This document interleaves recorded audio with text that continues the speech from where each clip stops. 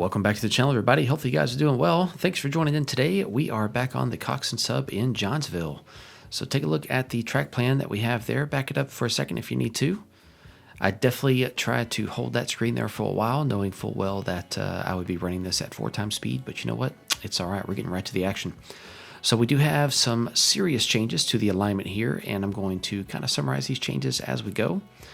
There's quite a bit that I wanted to fix and modify. So first up, I decided I would do a little bit of rearrangement with the ethanol mill, which is what you see right here. We would completely delete the refinery altogether. So bye-bye to the refinery. I did decide that I wanted to keep those loading racks, although I eventually will probably get rid of those too. And then I also am going to, right over here where we are right now, get rid of this synthetic fuel plant and replace it with an electronic chip plant, like a microprocessor plant. So that's the plan there. Got some changes to make. I did make some track changes over there for that as well. So throughout this video, we kind of just jump around from one to the other. But those are the big changes. The changes with the grain terminal on the river and the ethanol mill, the big changes there is that we are trying to give those access for unit trains to come from the south part of the route.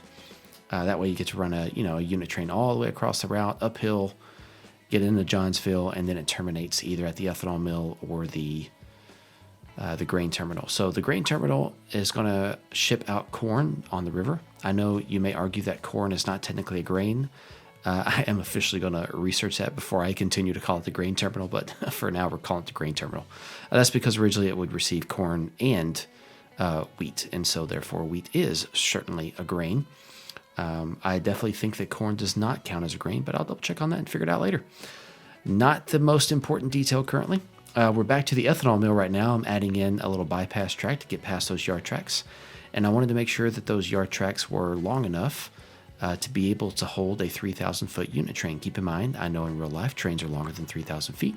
3,000 feet is what we're running here. That's just to strike a good balance between lots of action, good-looking trains, but also not spending 6 hours switching one train.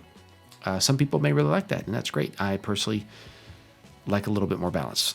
So I do have a different route, of course, that I started a while back that I will eventually finish. It's just not a high priority. And that one will be doing 6,000-foot trains. So yes, it will take 6 hours to switch a train sometimes, and it just is what it is. Another thing I decided to do as well, which we just saw, although I didn't talk about it, was I removed the tracks from the ethanol mill that ship out the CO2. The reason for that is because I know that we don't ship CO2 in train cars. We ship it in pipelines because it's just so not dense. What's the word what's for something that's not dense? Sparse? Not sparse. I'm sure there's a chemistry word for that I'm not thinking of right now. It's not very dense, and so we don't really ship it in tank cars. Plus, it'd have to be extremely cold to become a liquid form. So we don't want to mess with that. So in the real world, they don't really do that. They usually use pipelines for that. So we're going to simulate the same thing here. But I am going to in exchange, lengthen the tracks for holding ethanol cars, which is what you see me doing right now. And that's because I want to be able to have enough space to build a unit train of ethanol to be shipped out. I might change my mind and I might not do an ethanol train for that, or a unit train for that, just because we're still technically in the early days of industrial grade ethanol production here in the USA, since it's set in the late 60s, early 70s. I say early days in the sense that we've known how to make ethanol from corn for a long time, because I know they did that back before Henry Ford's day even, but because that was like one of the original fuels, that and kerosene, I think, before they had gasoline, or before they decided to use gasoline, since it was just a wasted byproduct of making kerosene. But that's a bit of a side topic for another day. But anyways, so, I can reasonably justify not using unit trains of ethanol from the ethanol mill, but I think I'm going to. So if I decide that I will, I'll make sure there's enough track space for that. But here we are laying out the tracks for the chip plant. The chip plant is going to receive steel from the steel mill via flatbed truck. It's not going to ship by train because it's just right across the street. And then it's also going to receive chemicals and plastics via train, and it's going to ship out its chips via boxcar with the railroad and also via truck. So good balance of both there. Currently, I'm redoing the local tracks and the warehouse tracks over in Johnsville, mostly just because the curves were way too sharp and way too close to the hump yard, and so I wanted to give some space here. Now that I know what it looked like when it was finished, I definitely believe that was a very good idea. So grateful that I did that. So you're going to see me move the warehouse tracks here, and I also move the local tracks as well. I'm not going to build out quite as robust of a local or team track area like we did in Coxton way back in the day. We're going to go ahead and just keep it the 4 tracks here. But that's because, you know, Johnsville is nowhere near as big as Coxton. Even though there's a ton of industries here in Johnsville, they're mostly there because Johnsville was kind of originally, obviously I know it's fictional, but in its lore, it was just like a small kind of suburb town next to the much larger town of Moscow. So Moscow is where all the people and all the industries are, and it's just about 1.5 miles away. All right, here we are laying out the track that goes to the corn terminal. We can call it a bulk corn terminal if you want to. What I'm going to do here is create a yard, once again, that's big enough to hold a 3,000-foot unit train of corn. And I'm going to keep the terminal layout actually just like it is. It's got a few tracks for cleaning hoppers out. It's got a few tracks for unloading the different covered hoppers with whatever their commodity is. This time it's going to be corn, of course. So you can take your unit train, and you basically got 4 tracks you can use for unloading into the bulk terminal itself. And the yard track here is built on a bit of an incline. Someone please do me a favor and remind me to not build a yard on an incline ever again. This wasn't too bad, but it definitely was not easy either, and I was not really a huge fan. I mean, it came out fine, but it was a lot more work than I wanted, even though it may not look that way. So I guess I just got lucky, but it was a very gentle grade. You know, your cars will definitely still hold if you set the handbrake on them. It's not like they're on a slide. But the problem is, though, how do I get unit trains into this part of the railroad when this part of the railroad does not have any direct access to the main line?